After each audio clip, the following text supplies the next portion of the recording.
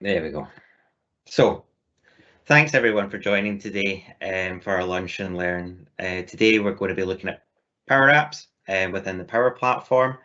And again, I can see there's a few people who have come from the previous ones and there's a few new faces. So for the new faces, I'm Alistair, Head of Digital Transformation here at Cloud Cover IT. And joining us on the call today is John, one of our senior Microsoft 365 developers within the development team here. He'll be running through a demo quite shortly, once I've kind of gone through a couple of slides. Okay.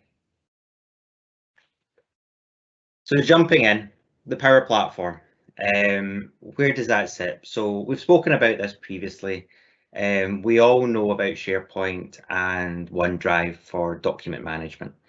And over the last year, what we've come to get used to is Teams, and that's a fantastic collaboration tool. Power Platform sits there to further enhance kind of business processes, automation, all that kind of stuff to help streamline business processes. And that's currently sitting at a family of 4. So Power BI, we've done a session on this previously, and if you haven't seen it, then feel free to go to our YouTube channel and watch that one. But that's very much to do with data visualization and analytics. So taking your data sets that you've got in the cloud and starting to visualize them in a way that you can easily manage it. Power Apps, what we're doing today, all about data collection. I'll go into more detail of that in a wee minute. Power Automate is what holds it all together and what makes it clever. You can start to build your flows around that. If you've got approval flows, if you've got dependencies on certain things within your application, it's very much Power Automate is the brain of that process. And then you've got Power Virtual Agent. It's in its infancy, but it's another example of a low-code application that's designed to be a chatbot and to help you engage in conversation between clients and employees. So, for instance, if we didn't want to go into a holiday system, we could ask the bot to book a holiday for us and it could do it. Both Power Automate and both Virtual Agent will have their own sessions coming up where we can go in a wee bit more depth. But for now, we'll crack on with Power Apps. Okay. So, as we're all aware, through our day-to-day processes, we often come across an area of that work that is manual. It requires paper-based processes, it's labour-intensive, and potentially is actually all kept in emails and you're having to store it in different areas. It's a bit time-consuming. Power Apps is there to help streamline that process.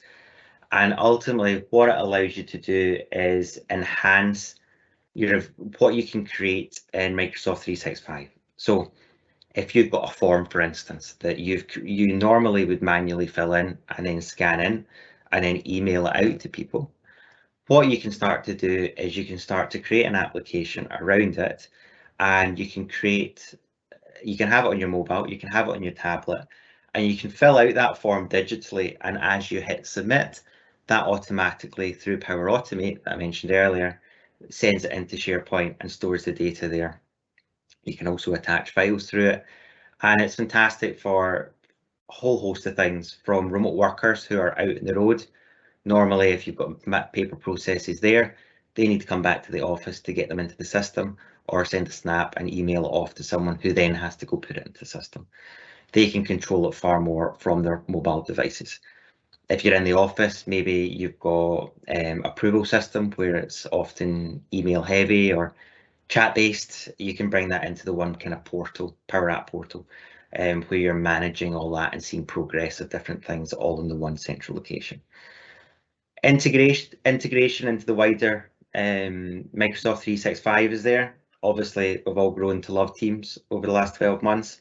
And what we can start to do is we can embed those Power Apps into tabs, into chats, or just solely directly into Teams in the sidebar, which is shown actually in this image here. And then you can actually, it's just an extension of that collaboration that you're already doing in Teams. And obviously the data set that you're pulling from there, it links great into things like SharePoint, where you're already potentially keeping your data there. You're actually just attaching that Power App up to data sets or document libraries and just pointing at where you need that data to go. So actually, once it's set up, there's very little kind of manual interference that you have to do with your data. I'll speak a wee bit, and I know John will, about low code. So low code exists through the Power Platform, and obviously for this we're talking about Power Apps here. The reason it exists is the technical ability to get started with Power Apps isn't fast, it isn't intense, such as Power Pro developers. In the past, when we wanted to create a process, so for instance, we'll use a holiday system as an example, we had two options. We could go out and buy a third-party application, which we would have to adjust our internal process to, or we would have to natively develop it, which comes with a large cost. And often what that took months to develop, and actually extended that time before you'd even see an ROI, a return on investment from it. So often people didn't do it. Now with Power Apps and the creation of the citizen developer, it's what Microsoft likes to call the kind of low-code solutions. It allows citizen developers to get their teeth into it. We can create specific business tasks and through complex business apps within days. So we're dropping that from months right down to days where we can actually create a working solution. And this ultimately means that we're creating these automated processes to fit in with your business rather than the other way around, and you're having to adapt with them. And then that falls into what we've previously spoken about. What we do here and what Microsoft are pushing for over the last kind of 12 months as we've got more involved with the cloud, we talk more about empowerment, and that comes from both sides. That comes from us as an IT provider. We need to get this technology in front of everyone here, and also we want to empower yourselves to actually think how could we use this technology within our business.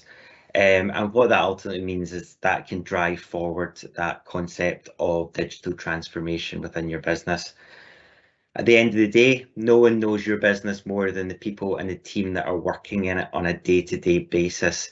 And by knowing about this technology, it allows you to start small, come up with some scenarios where there are manual processes being used, and then you can start using Power Apps to rectify them and to start seeing the efficiency come and the streamlining of those things in that environment.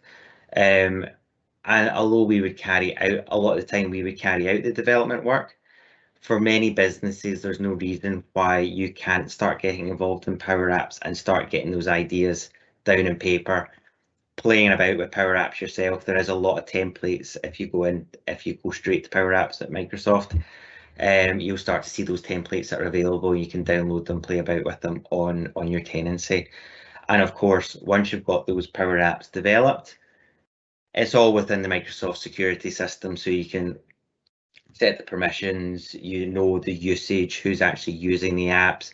They sit behind multi-factor authentication, and that's something we don't often see, or we don't see at all when it comes to third-party applications, where you're trying to fit all of those into all the systems. You don't necessarily know where all your data is, where obviously this allows you to create an app and keep it in the one ecosystem. So an example of that, I've actually pulled a Microsoft example for this one. And the reason I did that is I wanted to show you an example of a citizen developer in a very well-known organisation, Heathrow Airport, that's got behind the technology across the last couple of years, and they're very much seeing the benefit of it now. Sumit, who has created this case study, he initially worked in airport security, and I believe what he had available to him was he had a book beside him that had all the kind of prohibited items that people weren't allowed to bring in from different countries. And what he realized is he could leverage the power of Power Apps to create a process that was far more efficient, could be kept up to date, so on. And ultimately, we're now at the point where everyone in Heathrow is empowered, all employees can innovate, and we're in the position where they are now saving 75,000 bits of paper, and at the end of the day have saved hundreds of £1,000s by solely relying on this low-code product.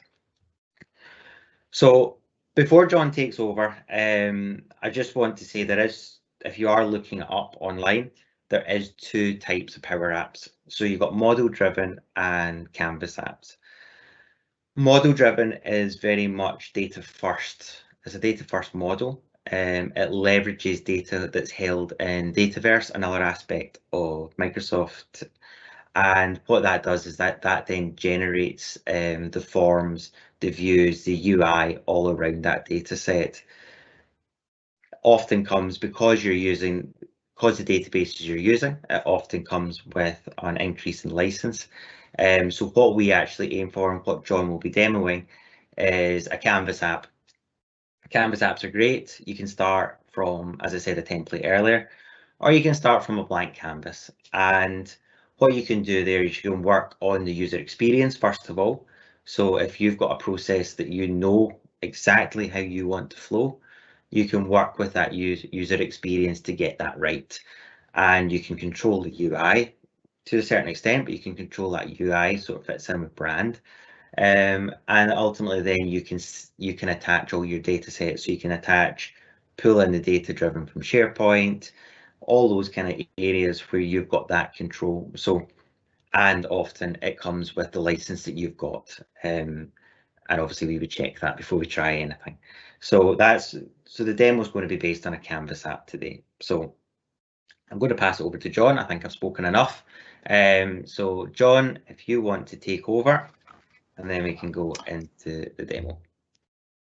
Thank you very, very much. I'll just go ahead and share my screen. Let's share this guy. All right, Alistair, if there's anything goes wrong, just give me a shout. I shall.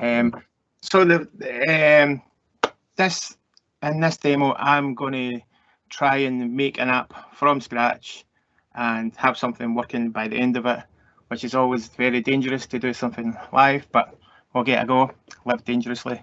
So I'm going to start from this data that I've put together ahead of time. So a lot of you, I imagine, have used SharePoint before. You might have lists of data that you use the regular forms to update and add information to. But let's say you've got guys on the road, or you don't want people to have to be sitting at a desk to enter information. So we're going to create a wee app that can live on a phone or live on a tablet, and the users can log on, and in this instance they're going to be able to order a new device. So if we go to Power Apps, it's just make.powerapps.com, and as Alistair mentioned, you can do Canvas apps, model-driven apps, and portals. Portals are a bit to the side. Model-driven apps, as Alistair mentioned, are more data focused. You start from the data, and the model-driven app builds your app for you, deals with the user interface, the forms, or the input screens, stuff like that.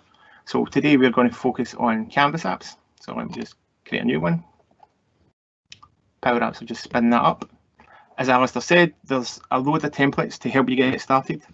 So you pick the layout that you want to use, and there's different templates in each layout. So we can say we want to start from a phone template, and we've got an asset checkout, budget tracker, cost estimator, all these things. Most of these templates use an Excel file as their data source. So they're not really designed to be used in a kind of production type environment. It's just to kind of get you into using Power Apps and how they look and feel and all that kind of thing. But if we go back, and we will create a Canvas app, and what we will do is we will create a phone one from blank. So when we create from blank, that's us saying, just give me a blank canvas and I'll decide what I want my data source to be what I want it to look like and how I want it to function. So this Power Apps isn't giving us any help here. So as I mentioned, I've got my data sources here. I've got a list of devices, manufacturers, and orders. So if I go back to Power Apps, and in here, I want to say, okay, I need to connect this Power App to those data sources. So down the left-hand side, you've got some options here. One of those is data sources. And as you can see, there's no data in my app at the moment. I'm going to add data. And this is where Power Apps is asking you now, where is your data? So for now, we'll pick SharePoint. We've got to pick a connection. So it will try and connect with the current logged in user to make sure that I've got the right credentials to the data. And over here, I've got my asset orders, which is what my data source is called, asset orders. So I'll go ahead and pick that. Then you can see my devices, manufacturers, orders. I'll connect to those. And then over here, you can see I've got my data sources. So now we want to show the data from those data sources in the app. So if I go over here to my tree view, I can see I've got this here, this app that I can put in some code if I want to do something when the app starts. But for the moment, I just want to concentrate on screen one, and I want to add a control. So up here we go to insert, and this is a whole list of controls that are available to you. So you've got forms, tables, you can do text boxes and buttons and labels and all sorts of good stuff. But one of these pre-configured components is called a gallery, and this is for displaying data from your data source. So you add a gallery to your app, you connect it to your data source, and then you can do different things with that data. So we'll go ahead and add a vertical gallery. Feel free to go in and play around with the different types. They all function the same, they just look a bit different. So if we click on vertical gallery, Power Apps will put in a gallery for us with the data source being this custom gallery sample. So it's got some sample data just to give you an idea of what it looks like, but that's not really any good to us. What we want to show is our manufacturers. So it gives you this prompt to say, you've got these data sources in your app already. Do you want to pick one of these? And I'll say, yes, I want to pick manufacturers. And just like that, we've now got a list of manufacturers coming from manufacturers list in SharePoint. So you can see Acer, Asus, Dell, HP, Acer, Asus, Dell, HP. We're in, we're started. We've got here as well in our list a link to a logo, a picture of HQ, and a picture of a store. So instead of using this sample image, what we can do is we can say, for this item, I want to show the logo that comes from our data source. And all we've got to do is update one item, and that replicates throughout the gallery. So we can see here at the moment, this image and this item is a sample image, but we can say we don't want to see that, we want to see this item dot logo, and just like that, it starts pulling the information from our manufacturers list and showing it here. Here we've got this item dot title, which I think is fine. We've got the title here. We don't really have much more information on that. We don't really need to see this manufacturer ID, so we'll just delete that. And there we go. Our first step, we've put in a gallery, we've connected the data source, we've pulled in that data, and then we've managed to style that data in a bit of a nicer format. So the next thing we want to do is we want to be able to click on a manufacturer, and that will take us to a list of devices. So we will add a new screen. Power Apps gives you a few options here where you can say, I want a bit of help. I want this pre-configured to be a list of information. So we could use that, but we'll just start from blank. And again, we will add a gallery. Again, we get the custom gallery sample data, but this time we want to see devices. And there we go. Now you can see there we've got a whole list of our devices coming from here. There's a whole list of them there. But that's not any good to us because that's giving us all the devices. And that's not really what we want. So what we want to see is in our data source over here, we've got devices and these items here. And we want to say filter this list where the manufacturer ID, manufacturer ID is the same as the manufacturer ID of the item I clicked on.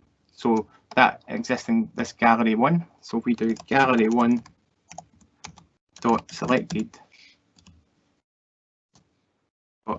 manufacturer ID.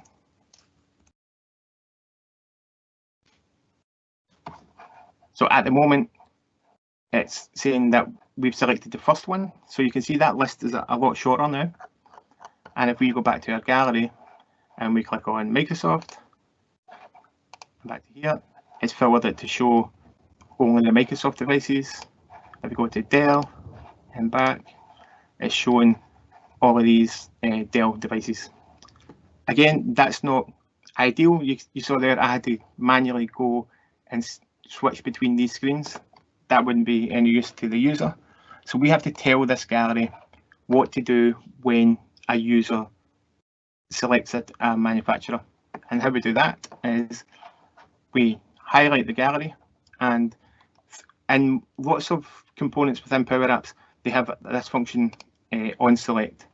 And effectively that's saying, what do you want me to do when a user presses me? And in this instance, all we want to do, there's a Power Apps function called navigate. And we want to navigate to screen 2. So we just pick screen 2. And now when we pick Dell, we get navigate to screen 2. If we go back and navigate to Microsoft, we get our navigation sorted there. Again, we're in the same situation as before with we've got this sample image. Is that really what we want? If we go to our devices, we can see here we've got a link to a photo here. So we'll say again, this item dot photo, and boom, there we go. Again, do we really need this ID? I don't think so, but we've got lots of other information. So maybe we could use something like that, and we could maybe use device type. So instead of using this item dot device ID, we can say, let's change that to device type. And just like that, it changes. Like I mentioned before, this is the item that you edit, and then that gets reflected through all the items that are in your list, no matter how many there are. You can see here in the Microsoft one, there's only 4, but if we go to the Asus ones, there's a whole lot more, and everything that we changed in this top item gets replicated by magic, I suppose. So we've got now a list of manufacturers. We clicked on that, it takes us to a list of devices, but this doesn't really tell us much about the device, and we know we've got a whole load more information here. So what about we create another new screen, and this time we're going to create a form, and we're going to create a display form, because what we want to do here is we click on a manufacturer, we click on a device, and we want to see a lot more information about that device. So we can create a display form. This doesn't give you the wee prompt to say, do you want to change your data connection? So we have to pick a data source from up here, and we say we want to show devices, and that will generate a kind of a sample of the columns that are available to us. But we can go in here and say, okay, I want to add another field, and let's see what else is in here. Maybe we want to add storage or memory. Let's do memory. So So we can go down and add memory. And now we're showing the memory. But now we've got to tell Power Apps which device to show in this form. And so although we've said the data source is devices is a whole load of items, and we need to say which specific one we want to show. And much like we did when we were moving between galleries, we have to use our gallery.selected. So if we go to the item of this form, we want it to be the item that we selected in gallery 2, show me that information here. So if we do gallery 2 dot selected, and this time we just need to do selected, we don't need to do dot ID or dot anything else, because we want the whole item, the whole object.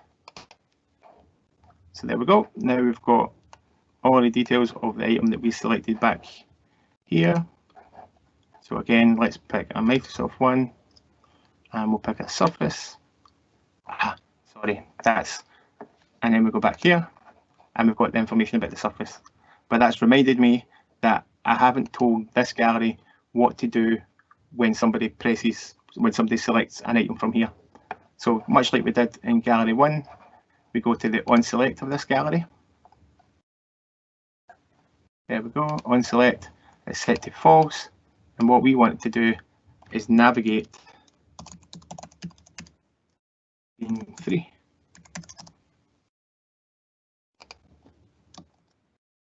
Now when we pick our Surface, it takes you to screen 3, and we can see all the information about that device. That screen doesn't look great, so maybe it would look a bit nicer if we add an image.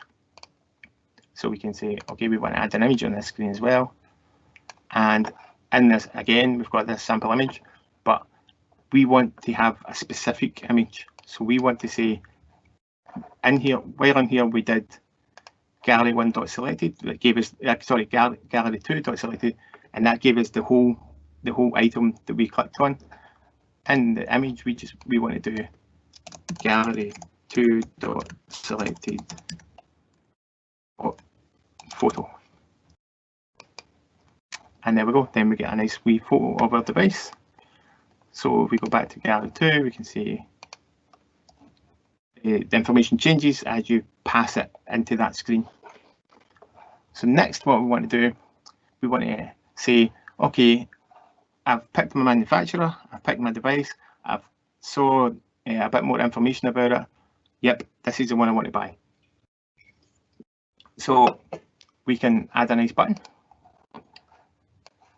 and we'll call that select device maybe. And at the moment, the on select of that button is set to false, so it's not going to do anything. What we want to do is make that go to another new screen where the user will be able to add a bit more information about the order that they want to place. So we'll add another new screen, and this time we will create a form for them to input information to, and this is what will get submitted to SharePoint. So if we add an edit form, again, it's not connected to anything. We want to connect it to orders, because orders is the list that we want to put the information into. So we click orders, and we get a nice form that the users can fill in. But we don't really want them to fill it in because they've already picked their manufacturer, their device, saw the more information, and they've said, yep, this is the one. So we can help them out here. They don't need to see the approver. They don't need to see the approved date. They don't need to see the department contribution. That's enough for them, I think. Also, we don't want them to have to type in the information that they've just already selected. So we'll get them out of hand by setting the default value of these to the ones they've just clicked. So when you're editing a form like this, you have to unlock the properties, and then we can do, much like we did before, gallery 2.selected manufacturer name, and we'll do a wee bit of concatenation here just to put a wee hyphen in, and then we'll do gallery 2 dot selected dot device name. So that helps them out. They don't need to type anything like that. The comments, we can let them type that. The price, again, we need to unlock it. We set the default gallery 2 dot selected dot price. There we go. The request date, again, we need to unlock it. But Power Apps gives you a nice wee function called today, and we can say just default that to today. The user will be able to go in and change that. Requested by, Power Apps gives you a nice wee function called user.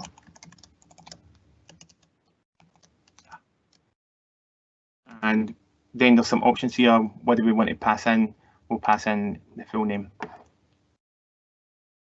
And there we go, requested by John Condren. Default values for the user to be able to just select the device and order it. And then I was going back to screen 3 just to tell it this button where to go when it's clicked.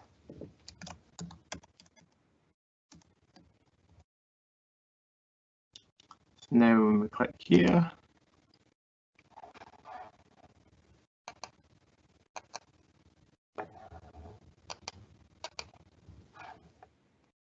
it takes us to this screen where we're able then to say, okay, I'm happy with all this.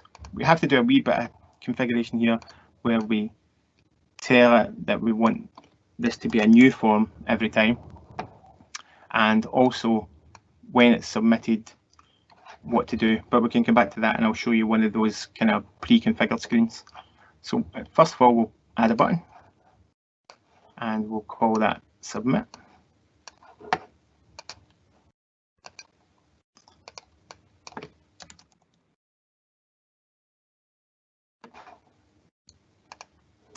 And when that is clicked on the on select of that, we want to do submit form 1. So you can see here, like, this isn't like traditional coding. It does feel like a wee bit of like codey speak when if you're not a developer, but it's not entirely like writing lines and lines of code as you would traditionally. So we've got that submit order, we've got our new form, and we've got to decide what we want to do after the order's been submitted. So we'll create another new screen and we'll choose one of these pre-configured ones, and we'll choose our success one. So this is the screen that the user will go to when the order's been submitted successfully. It's just called screen 5. So we'll go back to screen 4. We'll pick our form, and we've got an option here. One of the properties is, what do you want me to do when I successfully submit this? And what I want you to do is a new form 1.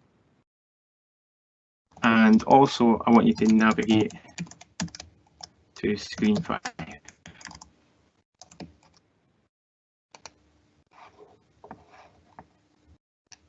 Yep, I was just saying that when we submit this form, we want to just clear the form to a new one again and navigate to screen 5. And I think that's us good to go.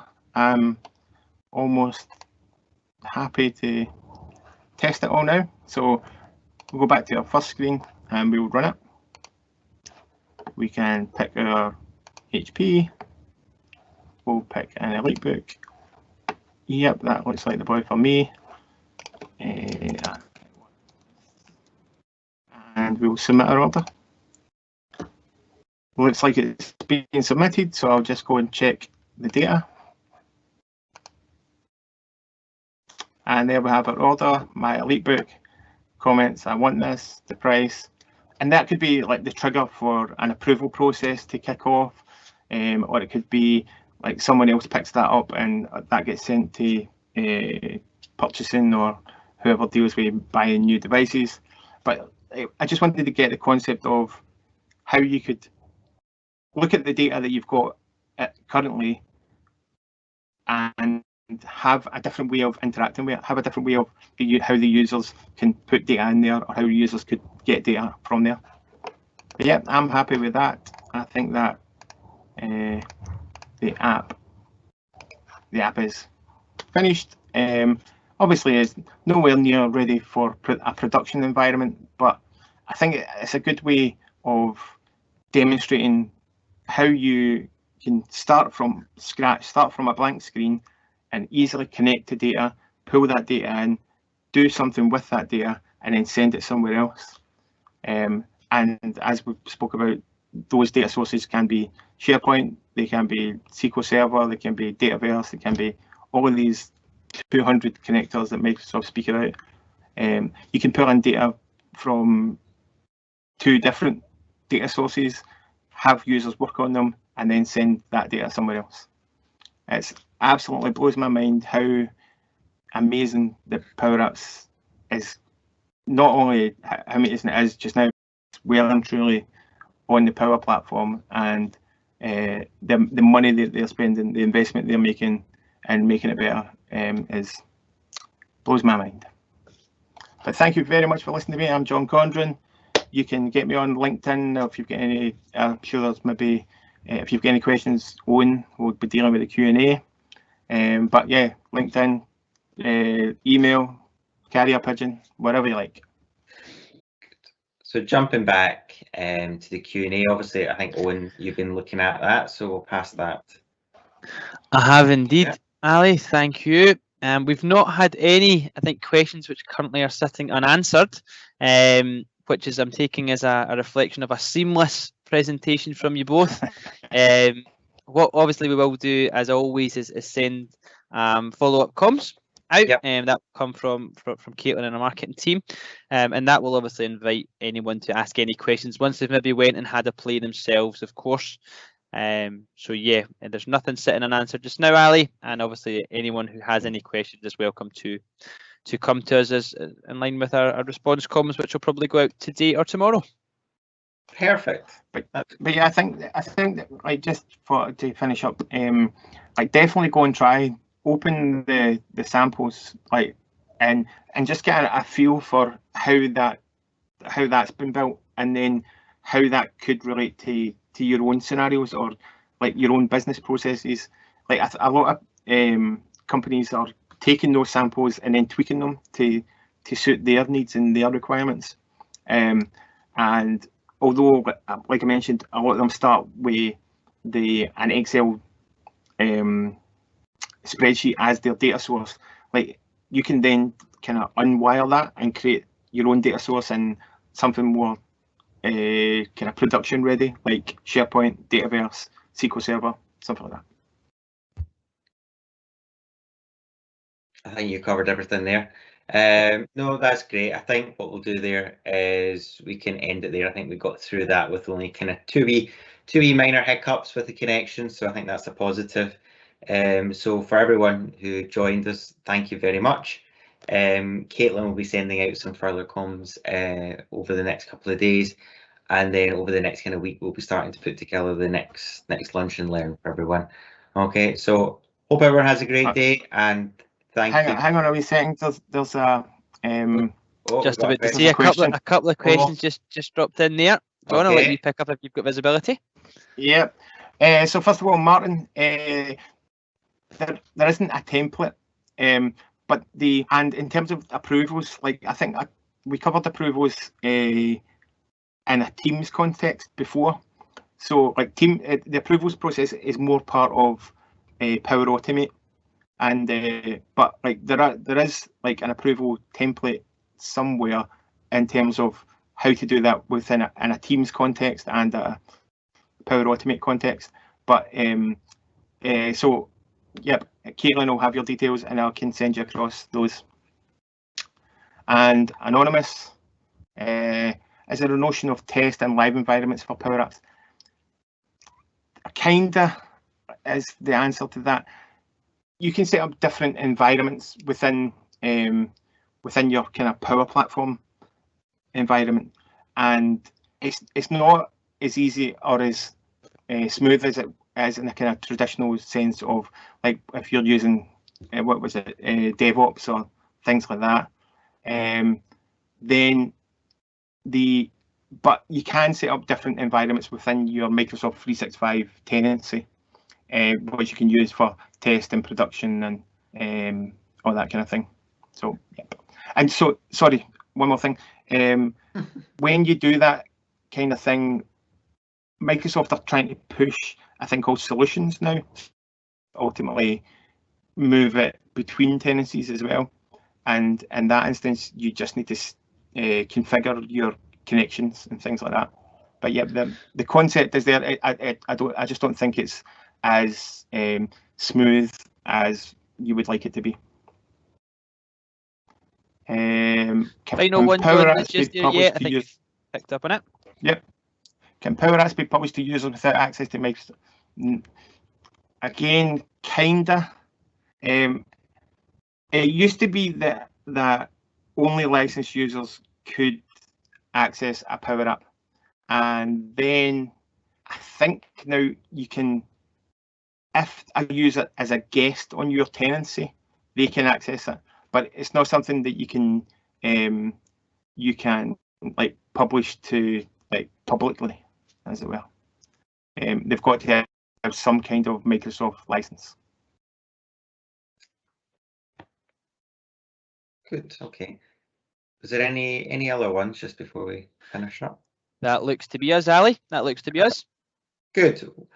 Well, as I say, any questions that have been answered there, Caitlin will send us the information and we can see if we need to go into any more depth in them. So again, thank you very much for joining, and we'll speak to you soon. Thank you. Bye-bye.